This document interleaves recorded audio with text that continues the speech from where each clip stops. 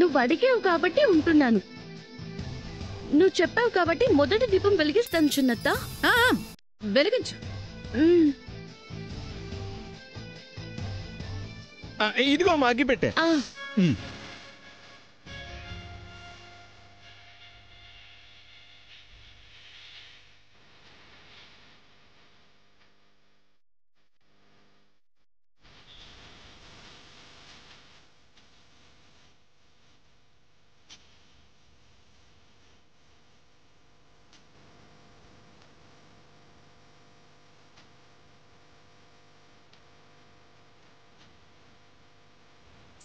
సౌమ్య,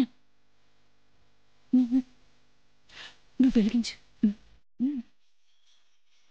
వెలిగించు. ఆ పక్కనుంది దీపం వెలిగించు.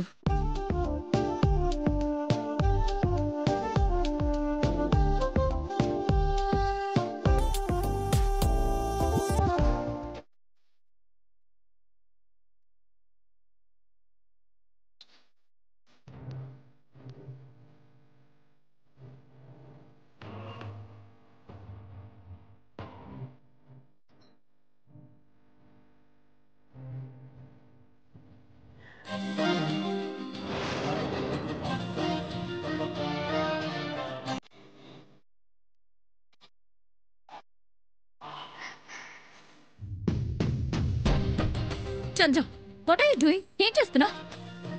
నువ్వేం చేసావో నేను అదేగా చేశాను. తప్పే ఉంది సామాన్య. నీతో కలిసి వాడు కూడా పూజలో కూర్చున్నాడు కదా. అసలేం మాట్లాడుతున్నావు పద్మ? ఇదిగో నేను మా ఆయన కూడా వెలిగిస్తాం. ఏమండి రండి.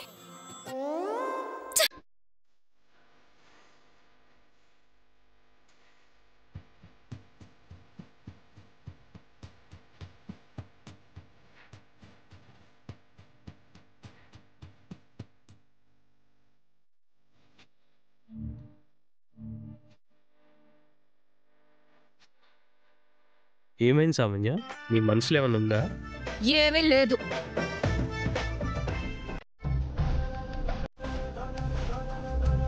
అమ్మా పద్మ, అందరూ దండం పెట్టుకోండి. పదండి పదండి. పడకండి.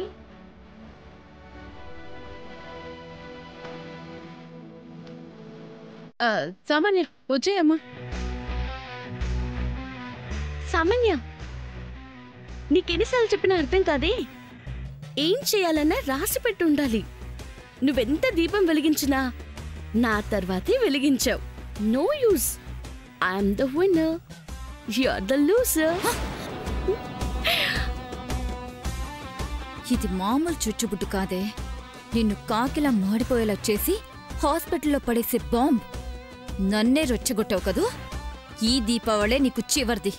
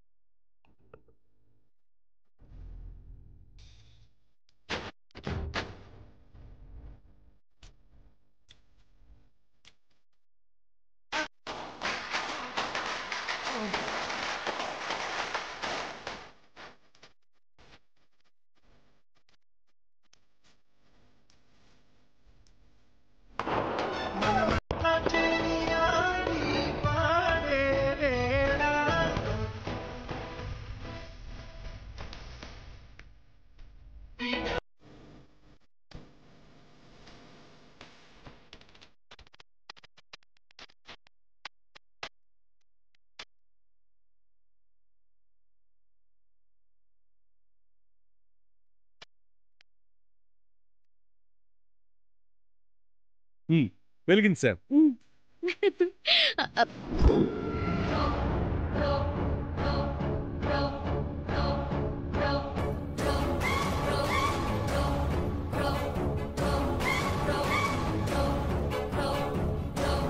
సామాన్య, అక్కడ చాలా చిచ్చుబుడ్లు ఉన్నాయి కదా, వెళ్ళి తీసుకొచ్చుకొని కాల్చుకోవచ్చు కదా. నీకు కాబోయే భార్యనే కదా సూర్య. నువ్వు పెట్టిన చుచ్చుబుట్టి నేను కాలిస్తే తప్పేంటి? సామాన్య, ఆగు బావా, ఇంత హ్యాపీయెస్ట్ మూమెంట్ లో తనతో గొడవెందుకు? వదిలే. నేను వేరే చిచ్చుబుడి తెచ్చుకుని కాల్చుకుంటాను. కాల్చుకో. నువ్వు గొడవ పెట్టుకోవాలని చూస్తున్నావని అర్థమవుతుంది. గొడవేంటి సమంత? చుచ్చుబుట్టిని కాల్చడం కూడా తప్పేనా? అందరం కలిసి పండుగ చేసుకుంటున్నాం. ఎవరు చుచ్చుబుట్టి ఎవరు కలిస్తే తప్పేంటి? అమ్మ సామాన్య, ఎందుకు ఇప్పుడు ఇదంతా? లోపల చిచ్చుబుడ్లు కావలసినన్నున్నాయి, వెళ్ళి తెచ్చుకొని కాల్చు. జయంతి ఆంటీ సమంతని కావాలని నేను ఏడిపిస్తున్నాను. అదెంత చేస్తుంది, మనం ఈ మాత్రం చేయకపోతేలా? ఓ, అలా వచ్చావా? సరే సరే, నాకు తన మీద మంటగానే ఉంది, ఏడిపించు. పండగ పేర్లో కొట్టుకుపోద్ది. నేను ఏడిపిస్తానుగా, మీరు నవ్వుకోండి.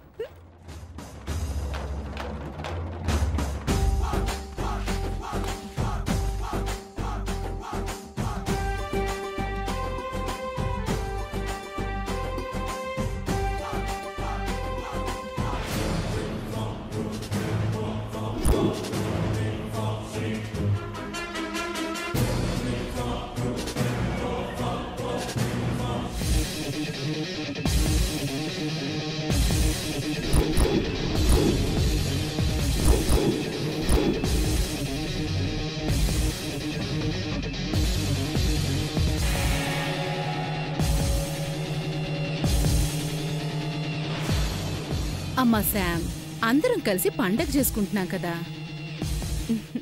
ఎవరు చిచ్చుబుడ్డి ఎవరు కాలిస్తే ఏముందమ్మా? హ్యాపీగా అందరం కలిసి కాల్చుకోవచ్చు కదా.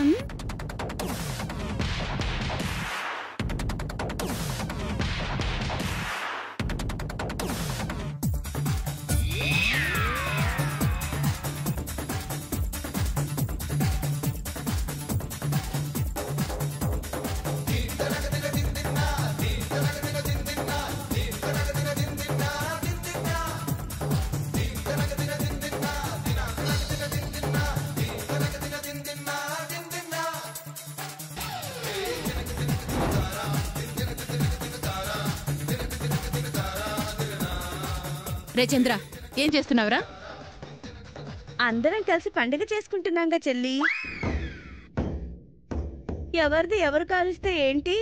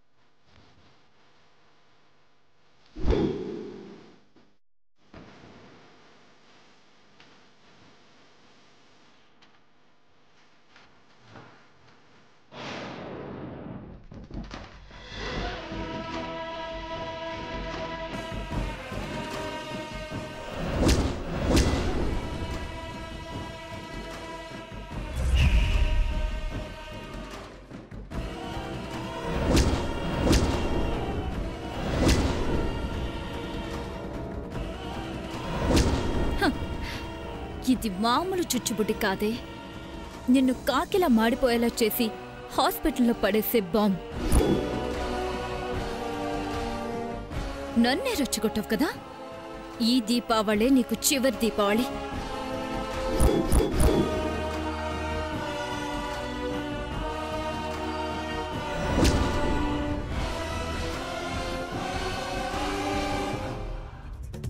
ఆంటీ, చుచ్చుబుడ్డి.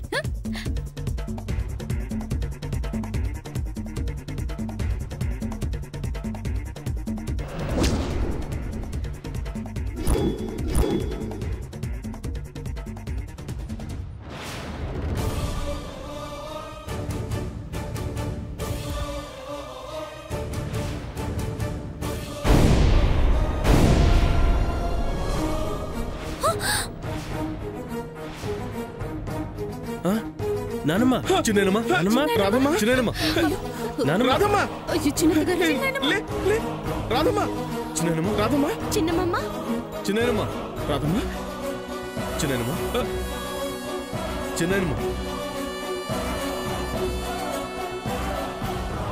రాధమ్మా ఈ సామాన్య వల్లే చింతాతయ్య నన్ను చంపడానికి చిచ్చుపుడిలో బాంబు పెట్టింది.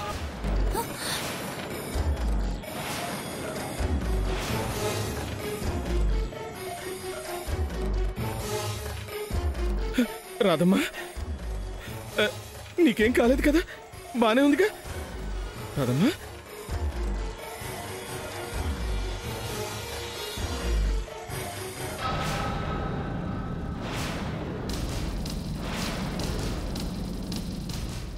మాట్లాడు చిన్నాయనమ్మా మాట్లాడు చిన్నాయనమ్మా. మీకు నిజంగా మాటలు రావా? మౌనవ్రతం అమావాస్య అని డ్రామాలాడారా?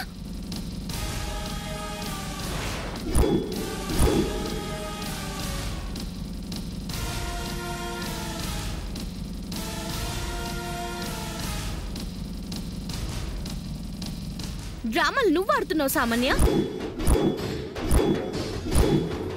చిన్న తాతయ్య మీద తనకున్న ప్రేమను చెప్పకుండా 30 ఏళ్ళు తన మనసులోనే దాచుకున్న చిన్నమ్మ డ్రామాలాడదు. అబ్బో, నిన్న కాక మొన్నొచ్చిన ఆవిడ గురించి నీకు తెలిసినంతగా నాకు తెలియదులే.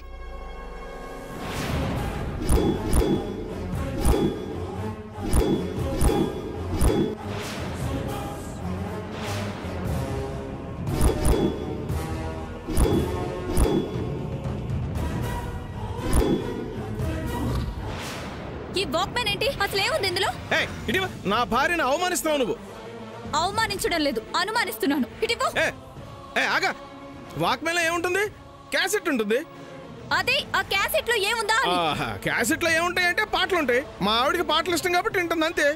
పాటలంటే నాకు ఇష్టం చింతాతయ్య, నేను వింటాను.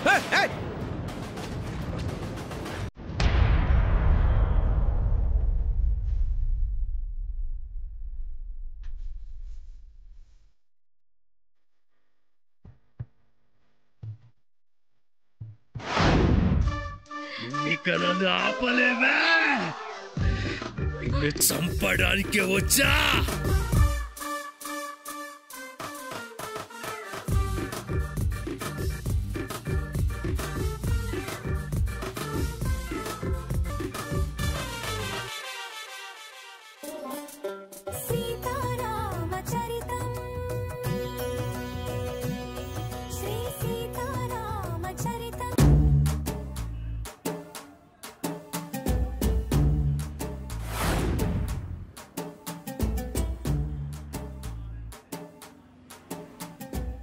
ఏమ్మా, పాటలు బాగున్నాయా? మా మాటలు ఎలాగో వినవు, కనీసం పాటలన్నా విను, బుద్ధి వస్తుంది.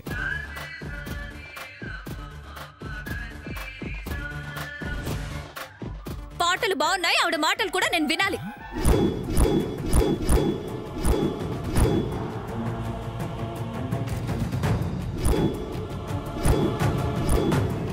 మాట్లాడుతుంది. చిన్నమ్మ లే లే లే చిన్నమ్మ లే. మాట్లాడు మాట్లాడు చిన్నమ్మ, మాట్లాడు మాట్లాడు.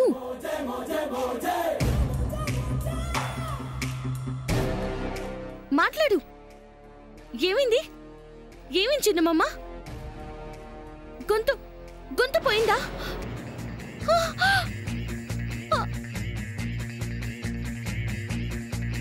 చూసావా చూసావా, నువ్వు చేసిన పనికి బాంబు పేలి చిన్నమ్మ గొంతు పోయింది. సామాన్య, నీకసలు ఏం అన్యాయం చేసిందని నా భార్య గొంతుతో ఆడుకున్నావు నువ్వు? తనకు మాటలు రాకుండా చేసావుగా, మోగదాన్ని చేసావుగా. ఇప్పుడు నీ కళ్ళు చల్లబడ్డాయా? అసలు నీకు ఏం అన్యాయం చేసిందమ్మా? నీకేం ద్రోహం చేసిందని? అయ్యో రాధమ్మా, నీకు మాట పోయిందా? ఎంత కమ్మగా పడేదానివి. అయ్యో రాధమ్మా, అయ్యో.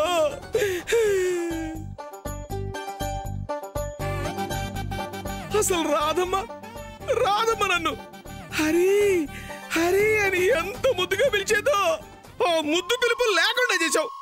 నీ కళ్ళు చల్లబడ్డాయి ఇప్పుడు. అయ్యో, అసలు ఆ వాక్మెన్ లో వస్తున్న పాటలు ఎంత కమ్మగా పాడేది. పి సుశీల జానకి మరికొచ్చేవాళ్ళ. అబ్బబ్బబ్బబ్బ, ఎంత కమ్మగా ఉండేదో. ఫీల్ అవ్వకు రాదమ్మా, ఫీల్ అవ్వకు.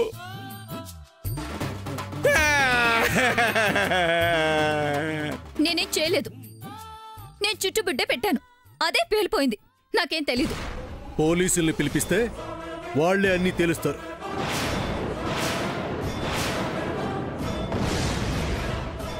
అమ్మ సామాన్య, ఏంటమ్మా ఇదంతా? అసలేమైంది? ఆంటీ, అసలు నాకేమీ తెలీదు. వీళ్ళకి నేను నచ్చాను కదా, అందుకే నన్ను మీ ముందు తప్పుగా చూపించాలని చూస్తున్నారు. తప్పుగా ఏం చూపించట్లేదు. నువ్వు చేసిందే మాట్లాడుతున్నారు. మా ముందే కదా నువ్వు కావాలని సాముదిని రెచ్చగొట్టావు. బాంబున్న చిచ్చుబుడ్డిని తను కాల్చేలా చేశావు.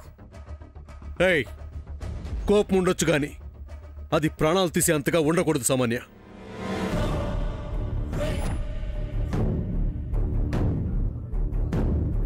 ఎందుకు సామాన్య ఇలా చేశావు? హే చిచి, జయంతి ఆంటీ, నేనేం చేయలేదు. రాజీ అంటే నిజంగా నేనేమీ చేయలేదు. నన్ను నమ్మండి.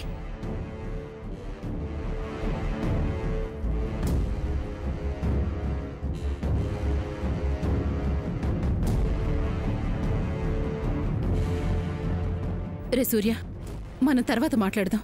ముందు ఆవిడ హాస్పిటల్కి తీసుకెళ్దాం, పదండి. వద్దమ్మా, వద్దు. హాస్పిటల్కి వద్దమ్మా. ఏం మాట్లాడుతున్నారు చిన్న మావయ్య? పాపం మాట పోయింది. డాక్టర్కి చూపించకపోతే ఎలా? అది నిజమేనమ్మా, కానీ ఇక్కడ చిక్కుంది. ఇప్పుడు తన హాస్పిటల్కి తీసుకెళ్లి విషయం చెప్తే హత్యా ప్రయత్నం జరిగింది కాబట్టి వాళ్ళు ముందు పోలీసులకు చెప్పండి అంటారు. వాళ్ళకి విషయం తెలిస్తే జరిగింది తెలుసుకుందామని కూపిలాగుతారు. అప్పుడు సామాన్యుని అరెస్ట్ చేస్తారు, మన ఇంటి పరువు పోతుంది.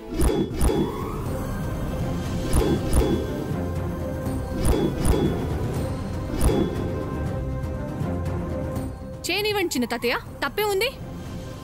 ఉందమ్మా, ఏదో ఒక రోజు ఈ ఇంటికి కావలసిన కోడలు శిక్ష పడి అరెస్ట్ అయ్యి జైల్లో ఉంటే మన కుటుంబానికి ఎంత ప్రతిష్ట. ఏదో పాపం ఆవేశంలో చేసింది.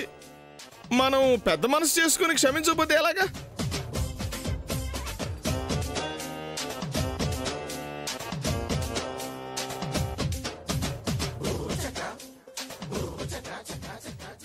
మన ఇంటి పరువు కోసమే చెప్తున్నాను, మన వంశ ప్రతిష్ఠ కోసమే చెప్తున్నాను.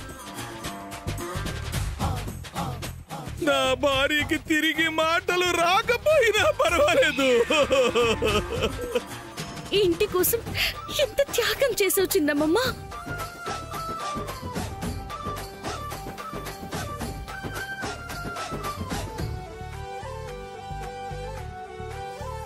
ఏదో దేవుడి దయ వల్ల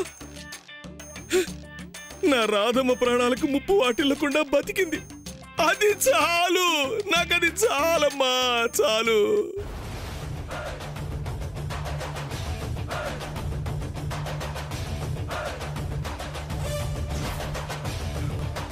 అప్పుడు రాధమ్మ నాతో కమ్మగా మాట్లాడిన మాటలే నా చెవులకి రింగు రింగుమంటున్నాయి. పర్వాలేదమ్మా, వాటిని గుర్తు చేసుకుంటూ మిగతా జీవితం బతికిస్తాను.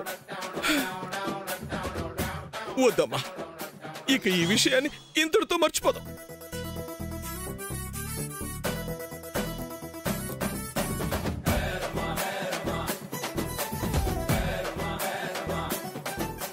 అమ్మా సామాన్య, ఇలాంటివి మాత్రం ఇంకెప్పుడు చెయ్యకమ్మా, చెయ్యకు. పదరాదమ్మా, పద.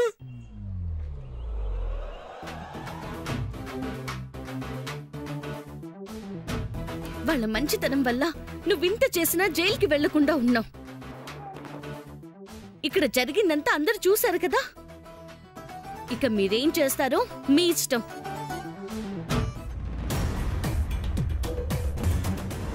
నేనేం చేయలేదు జయంతి ఆంటీ.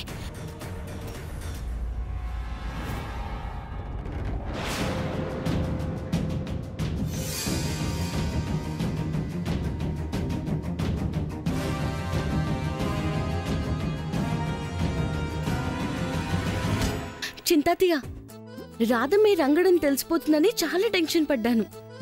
బై గాడ్ గ్రేస్ పెద్ద ప్రమాదం నుంచి తప్పించుకున్నాం. అంతేకాదమ్మా, సామాన్ని పెట్టిన బాంబుని సామాన్య మీదే పేలేటి చేశాం. ఇదిగో ఈ మాటలు రాని మోగాడిని మోగదాన్ని చేసేశాం.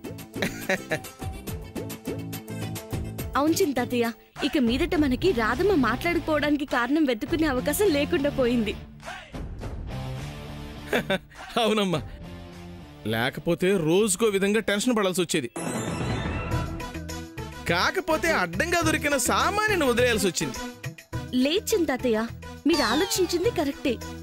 ఒకవేళ మనం రంగన్ని హాస్పిటల్కి తీసుకెళ్ళినా సామాన్యతో పాటు మనము దొరికిపోయేవాళ్ళం. అమ్మో, మనం ఒక నిజాన్ని బయటపెట్టే ప్రయత్నం చేస్తున్నా మనల్ని ఎవ్వరూ నమ్మరు. సామాన్య ఇప్పుడు తప్పించుకున్నా మళ్ళీ దొరకకుండా ఉండదు. ఉండలేదు శామ్. అయినా నిజం చెప్పాల్సిన అస్త్రం రంగడి రూపంలో మన చేతిలోనే ఉందిగా. You're right చింతాతయ్య.